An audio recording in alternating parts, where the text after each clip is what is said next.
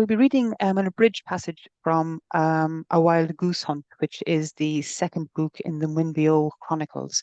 And so in this section, two of the characters who are members of a Sombrist religion, Hunter and his garrulous grandfather Mink, are discussing an alien invasion in what they call the Outland, which is an alt version of our world. And this happened 500 years ago, so it's just an historical outline. The Sombrist archives had some of the very finest accounts, as very first accounts of the aliens' arrival, described in letters, drawings, and diaries from different parts of the world. A Sombrist on Papastur, another in Tromso, another near Lake V, reported new and intense colours in the aurora borealis. The bright light from the upper horn of the moon and sparkling aureole around it was said to be a collision of a meteorite or a lunar volcano, and then the first of the ships arrived. For a long time, it was so far above the Earth that it looked like a very bright star. In another week, the star had moved so close to Earth that even the naked eye could see the one vast circular ship in the center and the spreading phalanx of the smaller vessels. The ships stayed in formation, hanging like lanterns, until the dog days were over. Back in them days, Mink said, dabbing up the last crumbs and licking his fingers, they had ships all right, but they were a kind of basic. There wasn't much in the way of science to improve the machines that people had. Understanding the ways in which the world worked was a kind of rudimentary. They did have ships, though, Hunter said, thinking of the encyclopedia of super-terrain travel he had found in Derry Drake School's library. His grandfather nodded enthusiastically. They did, he said, but they relied on what they knew or thought they knew instinctively and on guesswork. They couldn't enhance the enchantments they knew, if you get me. They had nothing an enchantment could really get its teeth into. They were relying, if you'll believe me, on wands and incantations, spells. He found the last morsel of scone and scoffed at. Spells, he said. You don't tell magic what to do. He took a pen from an inside pocket of his jacket and started to sketch on the napkin that Hunter had brought. Most of the ships used to travel beyond the atmosphere, he said, sketching busily, were based really on ships they used just for flying about in the sky. Very simple, you know.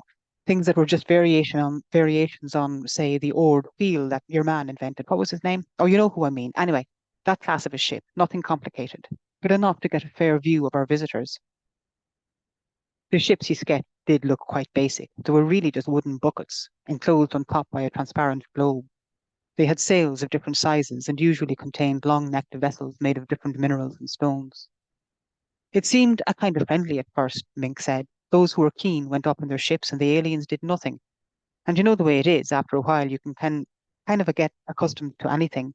I recall one time your grandmother and myself, we moved into a haunted house. Merciful hour, I thought I'd never sleep again. A couple of months later, slept like a pup. What do the people think the ships were doing? Oh, everyone had a different opinion.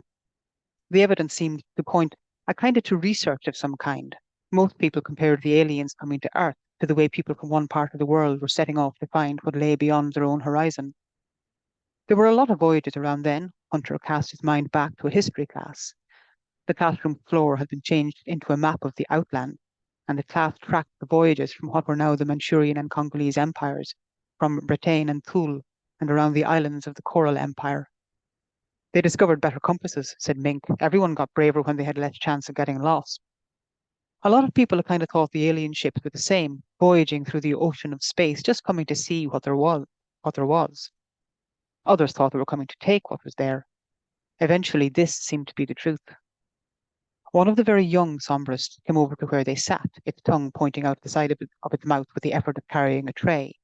The child put the tray down with great relief on a table between Hunter and Mink, set a glass of goat's milk before each of them, and a small bowl of strawberries. I picked the strawberries, the child announced proudly, in the hothouse. I hope you picked some for yourself, said Mink, but the child shook its head. I was told not to. Well then, Mink said. He took up a strawberry, glanced conspiratorially around him, and tapped his finger on the berry, which was instantly covered in chocolate. The child laughed uproariously, then plugged its mouth with confection and tottered off, still chittering. Let me tell you what happened next, Mink said through chewed strawberry. Once the summer was over, as Mink told it, there had been fewer journeys undertaken to look at the alien ships. Populations became accustomed to the sight of the ships in the sky, the unmoving globes almost as familiar as the sun and the stars. Besides, there began to be more to worry about than apparently neutral visitors. It became an autumn of unpredictable weather. Dry countries got heavy rain, Rivers relied on for watering crops all along their banks began to shrink. Other rivers flooded and washed away villages and towns. Places with peaceful weather patterns suddenly had to contend with storms. Countries prepared for high winds and teeming wet rains were battered to the ground by immeasurably violent storms. For every possible reason, food started to be hard to come by. Farms were drowned or burned in unprecedented wildfire. Countries that had a surplus of food every year now had to turn to neighbours for support. Countries with later harvests listened fearfully and watched the skies anxiously for weather signs as much as for ships. But as storerooms and camps were being cleaned and prepared for winter, without warning, the ships moved in. The biggest ship, the first arrived, led the way in the first movement for months. It began to descend, gliding with infinite slowness towards the north coast of Africa and stopped. Motionless once again, above Alexandria on the northern coast of Egypt, it revealed its true form. 12 straight arms extended from its sides, forming an aureole around the ship, each arm sprouting a smaller globe. Each new globe extended its own arm straight out across the sky, with its own shining globe at its end.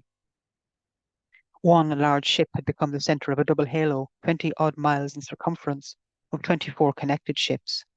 All the other ships around the new bristling hub moved into a new formation, and the metal circle looming over land and sea around Alexandria now increased again by half.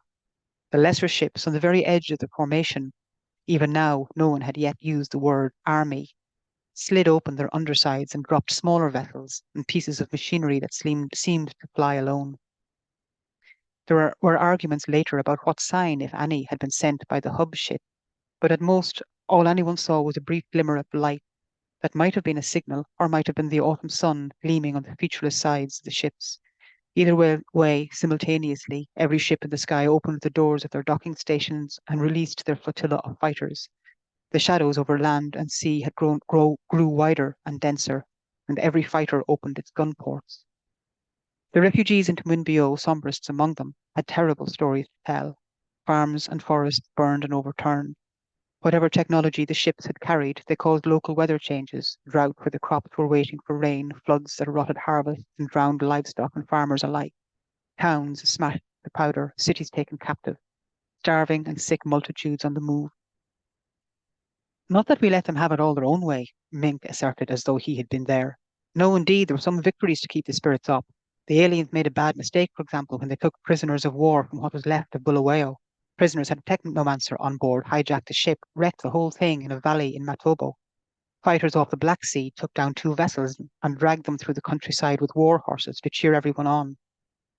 Hunter passed him the last strawberry to keep him going until he got to the manuscripts. We got clever too, Mink waved the strawberry. The Red River Empire, as it became, developed a first-class spy network, conned the aliens into trying to get across the Kootenay Mountains, dynamited the pass, trapped them there, and winter picked them off. He finished the milk.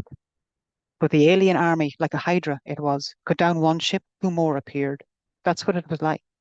And all the time, though no one knew it, the scientists were hidden away, a kinda in the wreckage of a laboratory, trying to find the alien's weak spot. All some of the accounts of the battles would have you on the edge of your seat. It was so thrilling a tale, and Mink told it so well, that Hunter kept forgetting to write things down. But they had barely started on the tale of how the Sombrist refugees had fled over the borders of Muinbeo when Swift, Hunter's mother, came hurrying up.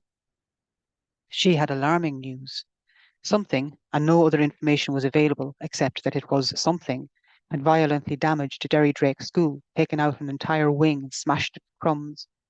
The museum and the foyer was in splinters, and the second floor of the building was like a colander.